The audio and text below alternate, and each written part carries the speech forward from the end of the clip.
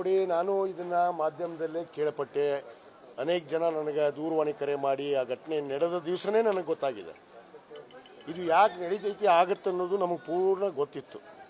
ಅಂದರೆ ಇಂಥ ಘಟನೆಗಳು ಅನೇಕ ಮಾಡಿದಾರೆ. ಅವರು ಸಮಾಜದ ದುಡ್ಡು ತಗೊಂಡು ತಮ್ಮ ಹೆಸರಲ್ಲಿ ವೈಯಕ್ತಿಕ ಆಸ್ತಿ ಮಾಡ್ಕೊಂಡ್ರ ಮತ್ತು ಇಂಥ ಅಕ್ರಮ ಸಂಬಂಧಗಳನ್ನು ಭಾಳಷ್ಟು ಇಟ್ಕೊಂಡ್ರ.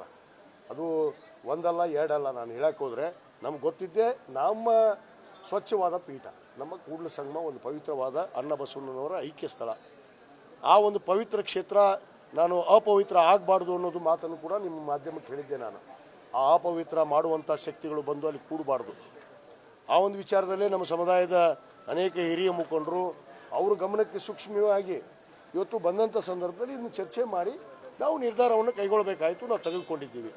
ಅದು ಈ ರೀತಿ ಜನರ ಬಳಿಗೆ ಬರುತ್ತೆ ಅನ್ನೋದು. ಯಾಕಂದರೆ ಜನರು ಕೂಡ ನೋಡ್ರಿ, ಅಂಧಭಕ್ತರು ಏನು ನೆಂಬಲ್ಲ ಪಾಪ. ಕಾವಿ ಅಂದ ತಕ್ಷಣ ಏನೋ ಒಂದು ಅಪಾರವಾದ ಗೌರವ ಇಟ್ಕೊಂಡ್ರೆ ನಮ್ಮ ನಾಡಿನಲ್ಲಿ. ಯಾಕಂದರೆ ಯಾವ ತತ್ವ ಆದರ್ಶವನ್ನು ಪಾಲನೆ ಮಾಡಿ ಇವರು ಆ ಪೀಠಕ್ಕೆ ಬಂದರೂ ಆ ತತ್ವ ಆದರ್ಶವನ್ನು ಉಳಿಸ್ಕೊಳ್ಳುವಂಥ ಕೆಲಸ ಮಾಡಲಿಲ್ಲ. ಅವ್ರ ಹೆಸರಲ್ಲಿ ಸ್ವಯಂ ಅಲ್ಲಿ ನಮ್ಮ ಬಯಲಾದಲ್ಲಿ ಭಾಳ ಸ್ಪಷ್ಟವಾಗಿತ್ತು.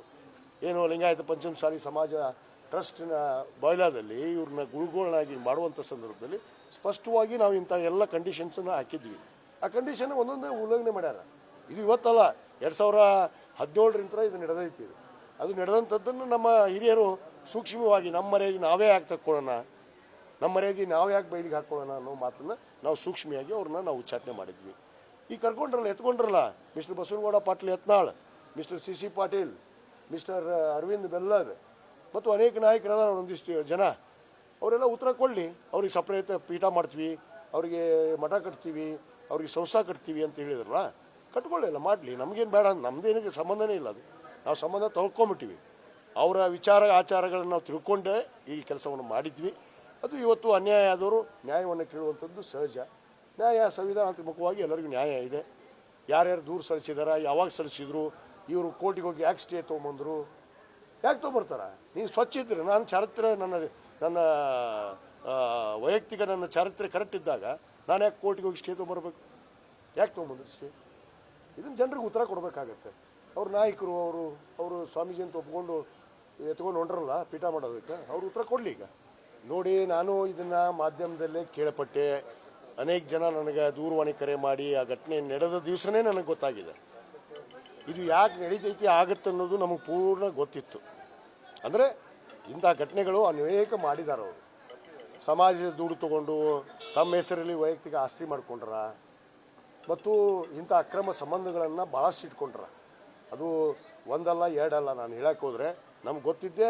ನಮ್ಮ ಸ್ವಚ್ಛವಾದ ಪೀಠ, ನಮ್ಮ ಕೂಡಲ ಸಂಗಮ ಒಂದು ಪವಿತ್ರವಾದ ಅಣ್ಣ ಬಸವಣ್ಣನವರ ಐಕ್ಯ ಸ್ಥಳ.